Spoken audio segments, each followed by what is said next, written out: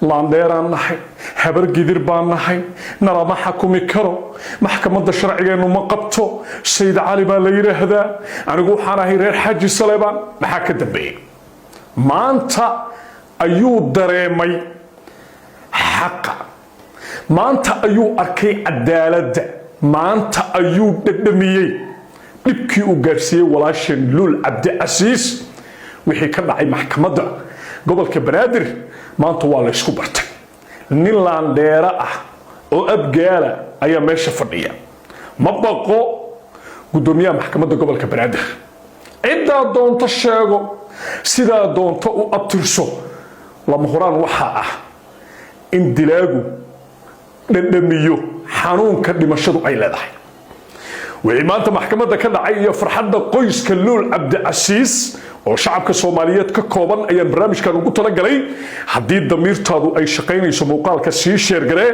si ummadda Soomaaliyeed ay u gaadho cadaaladii luul cabdicasiis ay heshay farxadda iyo murugada haysata dilaagii qaarijiyay luul cabdicasiis qodobka koowaad ee barnaamijka ayaan kuugu soo gudbin doonaa hadduu Allah idmo isbaarada taalla garoonka diyaaradaha magaalada Muqdisho iyo ceebtii dhacday mid laga tilaabsan kara ma ah laba maalmood lacag aan sharci ahayn ayuu u xayirnaa garoonka diyaaradaha magaalada Muqdisho $9 oo aan la ogeyn meelay sal ku leedahay ayay maanta dawladdu ku ceebooday isbaarada taalla garoonka diyaaradaha magaalada Muqdisho ayadana waa lama huraan barnaamijka ayaan kuugu soo gudbin doonaa kuna iftiimi doonaa hadduu Allah idmo qodobkayga saddexaad ee barnaamijkana waxaad iga gaarsiisaan hawiyaha ku qayla dhaaminaya farmaajo in lala kulmo waa dambi sheekh shariif dambi buu galay farmaajo la kulmay hawiyahaas waxaad iga gaarsiisaan asagu dambi ma lahayn miya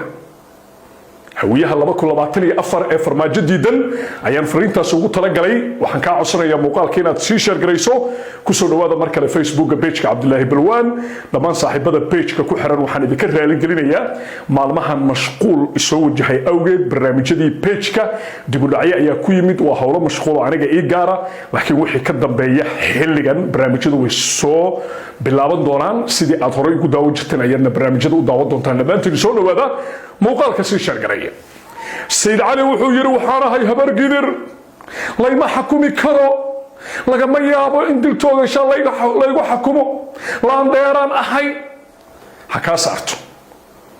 kaa saarto maanta ma lagu dhawaaqay natiijadii maxkamadda ee la sugayay dil toogasho ah ma lagugu xakumay aaway habar gidirtaad sheeganaysa anigoo reer xaaji saleebaana lagama yaabo nin habar gidira in lagu xakumo maxkamad Muqdisho ku taala aaway awoodii la sheeganay aaway buulxuftadii iyo orodkii aaway dadkii shafka garaacanay dilaagu geeridu dhadhamiyaa cadaaladda maanta dhacdana waxaan hambaliyo leeyahay maxkamadda gobolka banaadir waxaan u hambaliyanayaa qoyska Allah u naxariistay luul cabdicasiis ay ka dhalatay oo aabaheed uu ugu horeeyo ee iska diiday musuqmaasuq iska diiday in maanta gabadhaasi meydkeedu ay wali u banaanka yaallo in la musuqmaasuqo oo laga qaato diyo iyo wixii la mid ah waxaan leeyahay horta aaba aad u mahadsan tahay luul maanta cadaaladu waa heshay laakiin wali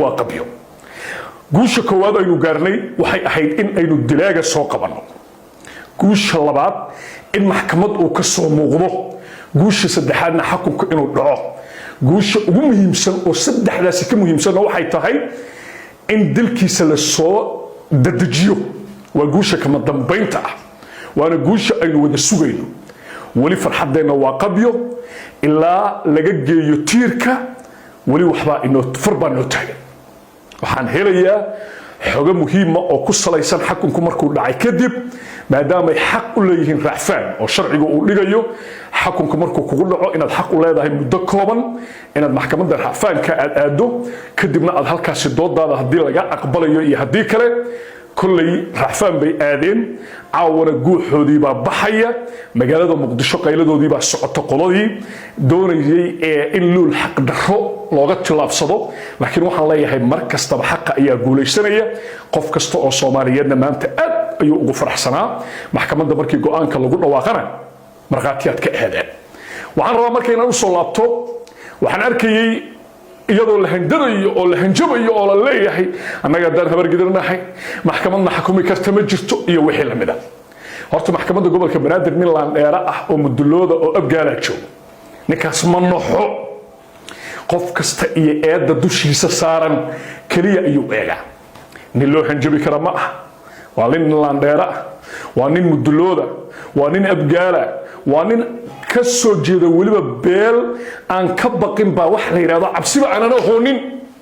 marka handadaadii iyo bootadii waxay ku soo biyo shubatay caawa in sayid cali shubankiisa baxay, shubankiisa walwalka murugada xaqii luul cabdicasiis baa ka soo baxay. marka waxaan leeyahay hambaliyo qof walbo ku faraxsan ama kaalin ka qaadatay waan uga mahad celinayaa. maanta guushii la gaaray guul muhiim ay ahayd. marka waxaan leeyahay horumar wanaagsan. dhinaca kale isbaarada taalla garoonka diyaaradaha magaalada muqdisho 2 maalmood lacag leeja ah ayay u xayirayd. lacagtaasi waa sharci daro $9. xildhibaano ka tirsan baarlamaanka, madaxweynaha familkiisa hoose, weliba madaxweyne xasan sheekh maxamuud walaalkii ayuu dhiilkaas u xirnaa. ka warrama maanta in madaxweynaha walaalkii dhiil u xiran garoonka uu 2 maalmood u xayirnaado. ka warrama haddii maanta xildhibaano oo cabdiraxmaan odawaa ka mid yahay maanta ay yidhaahdeen $9 ha naloo saaro tigidhka diyaaradaha gudaha Soomaaliya, oo ay shacabku markay diideen ay mudaaharaadeen oo 2 maalmood eeraboorka u xirnaa marxuumkii xamse cabdi barre ahaa in loo diray, kadibna aad markhaati ka ahdeen warqadii la soo qoray oo lagu leeyahay wixii dhacay wayba dhaceene hadda aynu dabaqabasho samayno shirkadaha diyaaradahana la raali geliyo lacagtii $9 ha laga noqdo. laakiin 2 maalmood ilaa 3 maalmood kadib markay arrintu degto in dib loo soo celiyo lacagtaasi, kadibna lagu qasbo shirkadaha xayiraada iyo wixii maanta dhacana mar kale ay dhacaan. allah ceebta astur. maanta musuq maasuqii ma wuxuu gaaray in garoonka diyaaradaha uu xayirnaado 2 maalmood. ceeb dhiman haba yaraatee ma jirto. wixii ku soo kordha arrintaasna waxaan kugu soo gudbin doonaa barnaamijyada soo socda. war saaxiibayaal ii sheer gareeya iga gaarsiiya hawiyaha la taagan baraha bulshada iyo meediyaha. sheekh shariif dambi buu galay. haye muxuu sameeyey? wuxuu la kulmay farmaajo. waa la yaabay. war ma dembi bay noqotay in farmaajo lala kulmo? haa, ama tiina idin yeelo, tiina aan idin yeelo. farmaajo in lala kulmo hadday dembi tahay, madaxweyne xasan sheekh maxamuud tiro 2 jeer ka badan ayuu magaalada dooxa ugu tegay, la fariistay, sawir la soo galay, la jiifiyaano bannaan, la joojiyaano bannaan. ma waxaad iga dhaadhicinaysaan markuu xasan sheekh la sawiran yahay farmaajona waa xaq, laakiin markuu shariif la sawiran yahay waa xaq daro? soomaaliya runta la iskuma sheegin, laakiin xaqiiqdaan idiin sheegaya. madaxtooyadu odayaasha ay gadaal ka riixayso ee muqdisho horay ugu qabtay barnaamijkii dadka ay la yaabeen oon anigu halkan ka soo karbaashay mar labaadan digniin siinaya.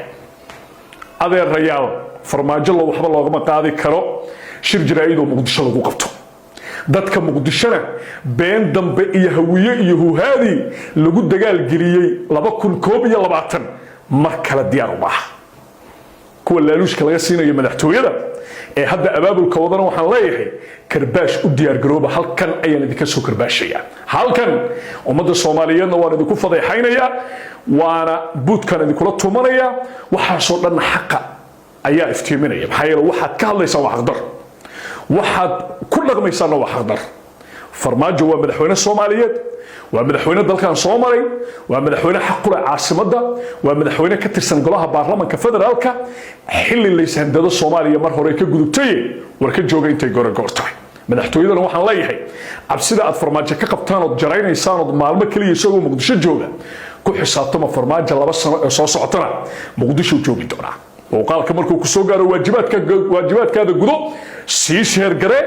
intaynu barnaamijkan mid lamida ku kulmi doono mar kale waxaan raaligelin idinka siinayaa barnaamijyadii page-kayga Facebook Cabdullaahi Balwaan dibudhacyadii ku yimid laga bilaabo maanta ama xilligan barnaamijyadu waa sii la bujibaari doonaa.